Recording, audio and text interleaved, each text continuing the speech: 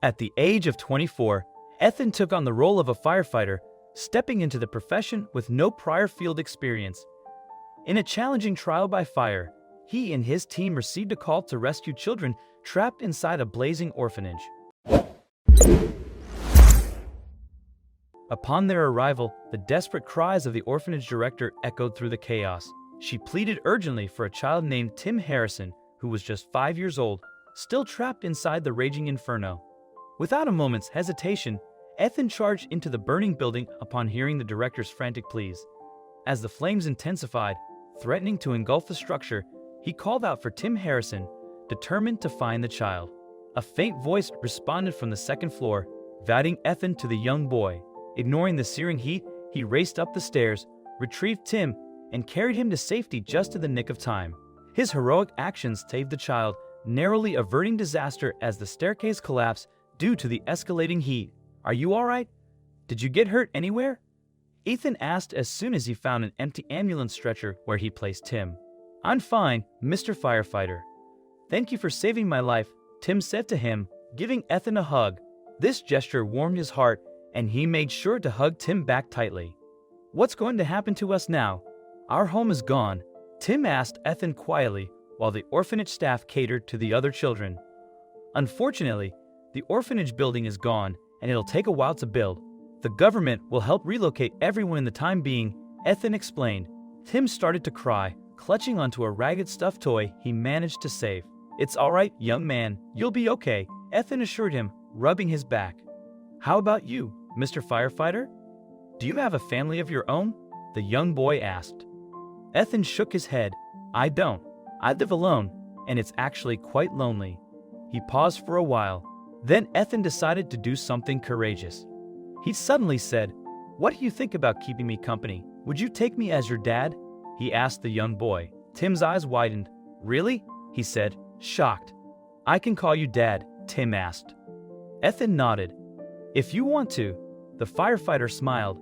Tim's face flashed a big smile as he gave his stuffed toy a warm embrace. "Mom, I'm going to have a family," he whispered to the stuffed toy. "Is that stuffed toy your mom?" Ethan asked. Tim quickly shook his head and removed a small photograph from the pocket of his stuffed toy. "This is my mom. I don't know where she went, but this is a picture she gave me," Tim explained. Ethan could feel his stomach twisting. He was more determined to adopt Tim now, so he made sure to talk to the orphanage director once everyone was settled down. After a couple of months, Ethan was finally named Tim's adoptive father in court. As he had no wife or girlfriend, he raised Tim alone, and since then, they were inseparable. Tim was still young when Ethan adopted him, so he never realized he wasn't his real dad. In fact, it was only at the age of 12 that he discovered Ethan was his adoptive father. However, he didn't care. "You saved my life. You raised me with so much love. You are my dad. I feel it in my heart," Tim said, giving Ethan a hug. Ethan could feel his stomach twisting again as he heard this, and he tried his best to stop his tears from falling. The pair shared a close relationship with one another. They were more like best friends than father and son. When Tim turned 21, they would frequent bars and have a pint of beer together. They would also spend the holidays traveling together, and on normal days, they would sit on the beach not far from their house just to talk the entire afternoon. Despite treating him like a best friend, Ethan actually raised Tim well. He grew up to be a kind, sympathetic, honest, and intelligent man. Ethan described him as the perfect son. In the end, Ethan never found love again or remarried. Instead, he focused on working hard to provide a good life for his son. A couple of years later, however, Tim went on to have his own family. He made sure to take care of his aging father by asking him to move in with them. His wife Tenna was more than happy to have her kind father-in-law live with them too. However, those who benefited the most from having Ethan living with them at home were his adorable grandchildren. They loved their grandfather dearly and would spend every afternoon playing and eating snacks with him. One day, Ethan asked the entire family to spend a weekend afternoon in his room. Together, they watched Disney movies that the kids enjoyed. That same night, Tim went back to Ethan's room to find the glasses he left there. When he opened his dad's bedside table, he was surprised to see a photograph of his mother. He flipped it over, thinking it was the picture he had with him all his life, until he realized it said, "I'm sorry, Ethan," on the back, instead of "I'm sorry, Tim." Confused, he confronted his father and placed both pictures in front of him. "What does this mean, Dad?" Tim asked. Ethan quietly asked Tim to join him in their favorite spot at the beach so he could explain himself there. As they still lived nearby, the two walked in silence until they made it to the beach and sat by the shore like they always did. "Your mother's name is Linda Harrison. She left your father when you were about 3 years old because she thought your father could not give her the life she had always dreamed of," Ethan started to explain.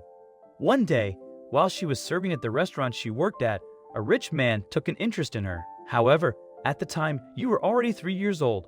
The man, testing her, said to leave you at an orphanage if she really wanted to be with him. That's exactly what she did. She left your father too." At this point, Tim had so many questions he wanted to ask. He started by asking, "Well, what happened to my father?" "When your mother left your dad, he was motivated to do better. He wanted you to be in his life, so he trained hard to be good at his job. However, it took him 2 years before he was able to get up on his feet and earn enough money," Ethan replied. After a couple of seconds, Tim asked the question he really wanted to ask. "How do you know all of this?"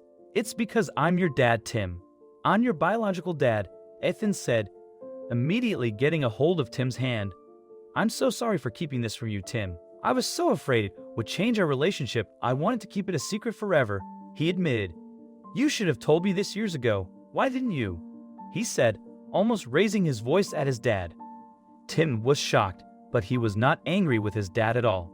He loved him dearly. Ethan's eyes welled up as he explained, "I feared you'd never forgive me for not rescuing you from the orphanage sooner. I didn't have the means to provide for you back then. I'm sorry, my son."